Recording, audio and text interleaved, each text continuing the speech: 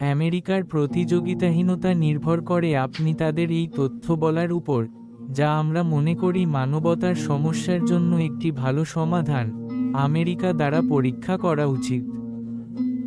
তাহলে আমেরিকার সামরিক বাহিনী তাদের নীতিগুলিকে সমর্থন করছে যাতে তারা এক নম্বর হয় এবং সেরা প্রযুক্তি তৈরি করতে পারে।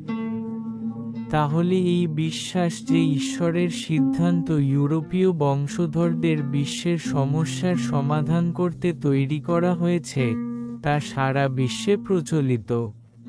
এখন আমাদের কাছে সবাই আছে, সংখ্যালঘু এবং মহিলাদের সহ, তাদের স্ত্রীদের বলছে যে অপেক্ষা করুন, আমাদের কাউকে দরকার যদি এটি ভালো কিনা তা পরীক্ষা করার জন্য।